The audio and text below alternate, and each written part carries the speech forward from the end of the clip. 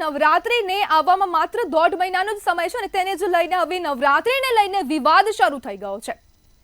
તો નવરાત્રીને લઈને વિવાદ શરૂ થયો છે અને નવરાત્રીના 1.5 મહિના પહેલા જ આ વિવાદનું એક નિવેદન સામે આવ્યું છે, જેમાં વડોદરાના સનાતન સંત સમિતિ દ્વારા ચીમકી આપવામાં આવી છે।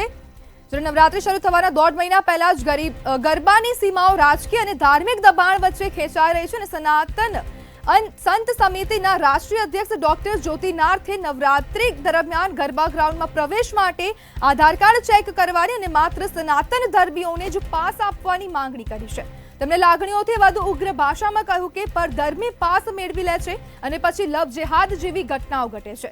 સિક્યુરિટી અને મંડપ ડેકોરેશનના કોન્ટ્રાક્ટ પણ પરધર્મીઓને નહીં આપવાની ચીમકી ઉચ્ચારવામાં આવી છે।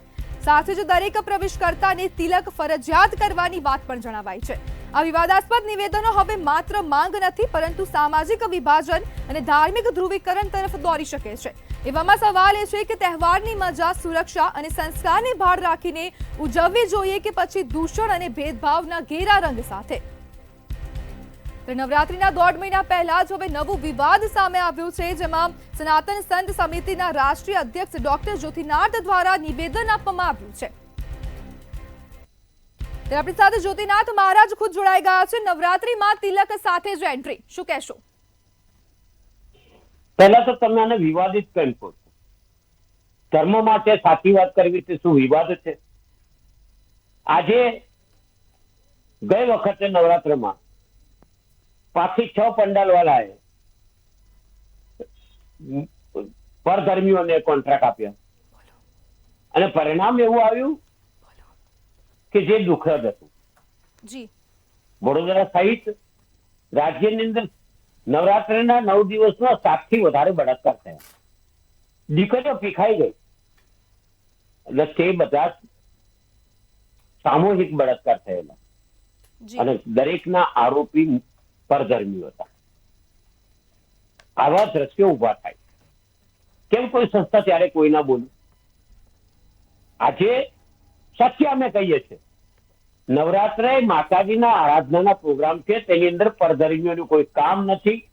જે લોકો એમ જ કહે છે કાયમ કે આ તો કાફરોનું કામ છે। અમે અમારી માતાજીની પ્રદક્ષિણા રૂપે આ ગરબા રમતા હોઈએ છીએ, ત્યાં આગળ અમને કોઈ જરૂર નથી। અને જે આયોજકો છે તે પણ ખોટી રીતે પરધર્મીઓને કોન્ટ્રાક્ટ આપે છે, એમના પ્રવેશ કરે છે। હું તો કહું છું કે આને લવ જેહાદ જેવી પ્રવૃત્તિઓને લોકો પ્રોત્સાહન આપે। શું કામ?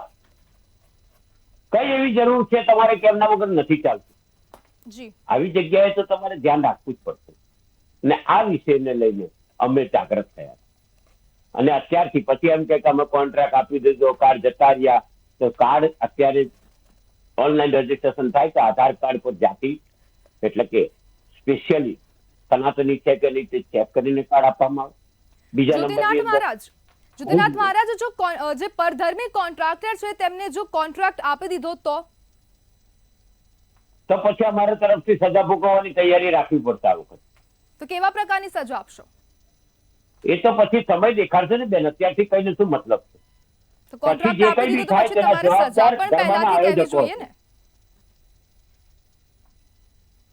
જી મહારાજ, અમારા તરફથી ખુલ્લી વાત છે, કારણ કે અમે અમારા માટે નથી લડતા। અમે તો સંન્યાસી છે, અમારો તો પરિવાર પણ નથી હોતો, પણ અમે લડીએ છીએ સંસ્કૃતિ માટે, અમે લડીએ છીએ અમારી બેન દીકરીઓ માટે, સમાજની રક્ષા માટે લડીએ છીએ। અમારો કોઈ સ્વાર્થ નથી। પહેલી વાત ત્યાંથી ચાલે, એટલે જ અમે કહીએ છીએ કે ગરબામાં મહારાજ વિધર્મીઓ માટે તમારું શું કહેવું છે? એટલે પરધર્મીઓને પ્રવેશ નહીં આપવાનો, પરધર્મીઓને કોન્ટ્રાક્ટ નહીં આપવાનો, આ જરૂરી છે। કારણ કે એ તમે જોયું નહીં હોય પણ અમારી પાસે તો એવા વિડીયો છે, ફોટોગ્રાફ છે કે એ લોકોએ ગયા વર્ષે શું કર્યું છે। ગ્રાઉન્ડની અંદર એ લોકો સેલ્ફીઓ પડાવે, દીકરીઓ સાથે સેલ્ફી પડાવે અને પછી એવી દીકરીઓને ભોળવીને લવ જેહાદ જેવા કિસ્સા બને, પછી રડવાનું? તો શું આગળથી પાર ન બાંધી શકીએ આપણે સમાજ જાગૃત થઈને?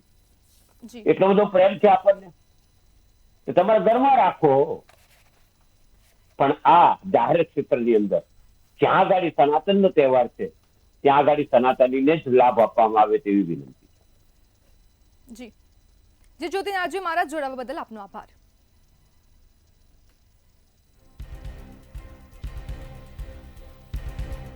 રાષ્ટ્રીય અધ્યક્ષ ડોક્ટર જ્યોતિનાથજી દ્વારા નિવેદન આપવામાં આવ્યું છે કે તિલકવાળાઓને જ ગરબામાં માત્ર એન્ટ્રી આપવામાં આવશે અને પરધર્મીઓને કોઈ પ્રકારનો કોન્ટ્રાક્ટ કે કોઈ પ્રકારની સિક્યુરિટી માટે લેવામાં ના આવે.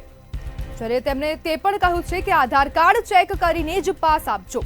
નવરાત્રીમાં તિલક કરે એને જ ગરબામાં એન્ટ્રી આપજો ને તિલક વગરના જે બી હોય તેમને એન્ટ્રી આપવામાં ન આવે. અને જો તિલકવાળાઓને એન્ટ્રી પણ આપવામાં આવશે ને કોન્ટ્રાક્ટરોને કોન્ટ્રાક્ટ આપવામાં આવશે તો જે મહારાજ છે તે તરફથી જે સમિતિ તરફથી સજા ભોગવવા માટે તૈયાર રહેવું પડશે.